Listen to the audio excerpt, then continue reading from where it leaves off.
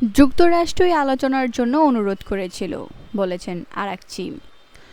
পশ্চিমবঙ্গে শুভেন্দু অধিকারীকে বহনকারী হেলিকপ্টারের জরুরি অবতরণ। মোস্তফা খামেনি কেমন আছেন জানালেন ইরানের প্রেসিডেন্ট মাসুদ পেজেশকিয়ান। ইরানের হামলার ভয়ে যেভাবে খাবারের কন্টেইনারে লুকিয়ে তুরস্ক ছাড়েন ট্রাম্প। এতক্ষণ শুনছিলেন শিরোনাম, বিস্তারিত জানতে আমাদের সাথে থাকুন।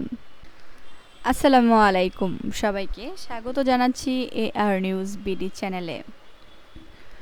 যুদ্ধ শুরুর দিকে ইরানের কাছে নিঃশর্ত আত্মসমর্পণ দাবি করা যুক্তরাষ্ট্র ২০ দিন পর আলোচনার জন্য অনুরোধ করেছিল বলে মন্তব্য করেছেন ইরানের পররাষ্ট্রমন্ত্রী আব্বাস আরাকচি।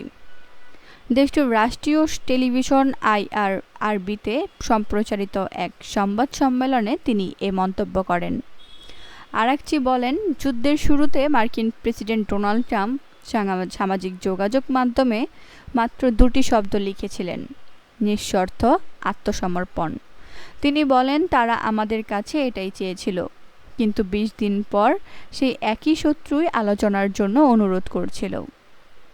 ইরানের পররাষ্ট্রমন্ত্রী বলেন, দেশটি পুরো বিশ্বকে দেখিয়েছে তারা কঠিন ও অপরাজেয় শক্তি।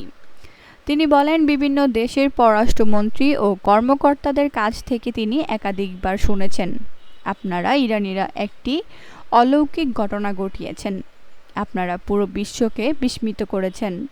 আরাকচি বলেন, কেউ ভাবেনি ইরান এভাবে আমেরিকার বিরুদ্ধে প্রতিরোধ গড়ে তুলতে পারবে।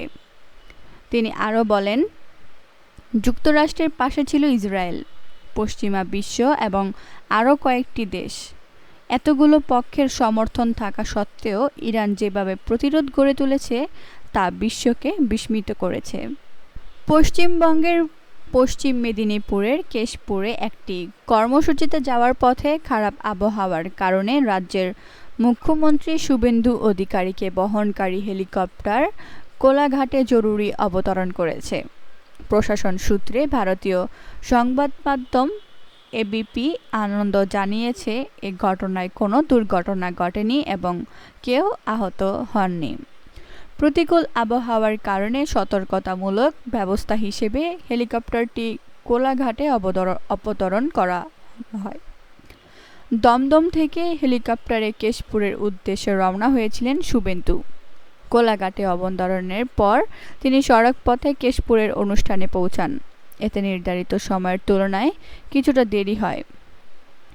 কেশপুরে পৌঁছে মঞ্চ থেকে হেলিকপ্টারের জরুরি অবতরণের বিষয়টি তুলে ধরে শুভেন্দু বলেন, প্রচণ্ড দুর্যোগের কারণে কোলাঘাটে অবতরণ করতে হয়েছে, তবে আমাকে কেশপুরে আসতেই হতো, এ কারণে কিছুটা দেরিতে অনুষ্ঠানে পৌঁছেছি।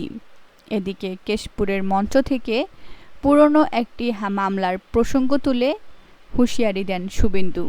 তিনি বলেন, ২০২৪ সালে কেশপুরে তাকে সভা করতে বাধা দেওয়া হয়েছিল। এ বিষয়ে পুলিশ সুপারকে মামলাটি আবার শুরু করার আহ্বান জানান তিনি। ঘটনায় জড়িতদের জেলে দেখতে চান বলেও মন্তব্য করেন। শুভেন্দু আরও বলেন, মোদি জিন্দাবাদ বলায় অনেক অত্যাচার সহ্য করতে হয়েছে। এ ধরনের মামলা প্রত্যাহারের জন্য পুলিশ সুপারের প্রতি আহ্বান জানান তিনি। ইরানের সর্বোচ্চ নেতা মোস্তফা খামেনি সম্পূর্ণ সুস্থ আছেন বলে জানিয়েছেন দেশটির প্রেসিডেন্ট মাসুদ পেজেশকিয়ান। রাষ্ট্রীয় সম্প্রচার মাধ্যম IRIB টেলিভিশনকে দেওয়া এক সাক্ষাৎকারে তিনি একথা বলেন। সম্প্রতি সর্বোচ্চ নেতার সঙ্গে তার ৭ ঘণ্টার বৈঠকের প্রসঙ্গেও কথা বলেন পেজেশকিয়ান। তিনি জানান, ওই বৈঠকে সর্বোচ্চ নেতা জাতীয় ঐক্য ও সংহতি বজায় রাখাকে সবচেয়ে গুরুত্বপূর্ণ বিষয় হিসেবে তুলে ধরেছেন।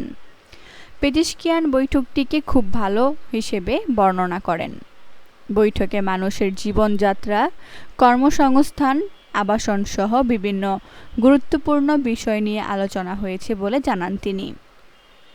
তিনি বলেন, বিভিন্ন দেশের নিষেধাজ্ঞার কারণে সৃষ্ট বিভিন্ন সমস্যাও বৈঠকে আলোচনা হয়েছে।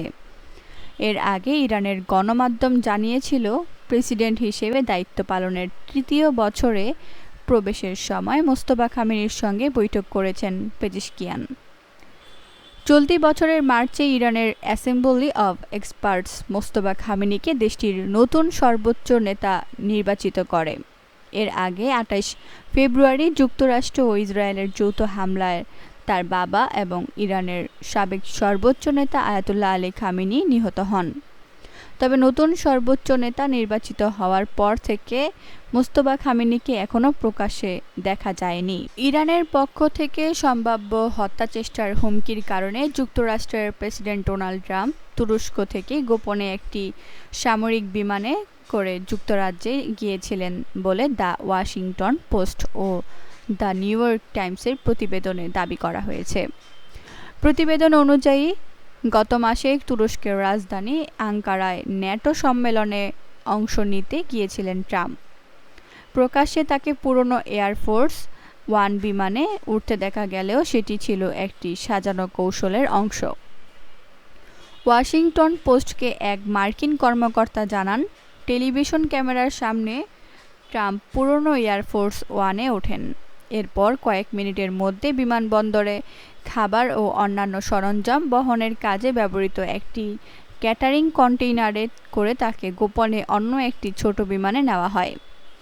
প্রতিবেদনগুলোতে বলা হয়েছে, ট্রাম্পের প্রকৃত অবস্থান সাংবাদিকদের পাশাপাশি হোয়াইট হাউসের কিছু কর্মকর্তার কাছ থেকেও গোপন রাখা হয়েছিল। ইরানের সঙ্গে সংশ্লিষ্ট ট্রাম্পের বিরুদ্ধে একটি বিশ্বাসযোগ্য হুমকি পাওয়ার পরই এই প্রতারণামূলক নিরাপত্তা অভিযান শুরু করা হয় বলে এক মার্কিন কর্মকর্তা জানিয়েছেন। এর আগে প্রশাসনের পক্ষ থেকে বলা হয়েছিল, ৮ জুলাই ট্রাম্প পুরনো এয়ারফোর্স ওয়ানে করে তুরস্ক ত্যাগ করেন। ট্রাম্প নিজেও তার ট্রুথ সোশ্যাল অ্যাকাউন্টে জানিয়েছিলেন তিনি কাতারের উপহার দেওয়া নতুন বোয়িং ৭৪৭-৮ এর পরিবর্তে পুরনো আকাশি নীল এয়ারফোর্স ওয়ানে করে ব্রিটেনের রয়্যাল এয়ারফোর্স মাইল্যান্ড হল ঘাঁটিতে যাবেন। ন্যাটো সম্মেলনে অংশ নেওয়ার জন্য তুরস্ক সফর ছিল কাতারের উপহার দেওয়া নতুন বিমানটির প্রথম আন্তর্জাতিক সফর। বিমানটির দ্রুত সংস্কার ও নিরাপত্তা ব্যবস্থা নিয়ে এর আগে খরচ ও নিরাপত্তা নিয়ে প্রশ্ন উঠেছিল।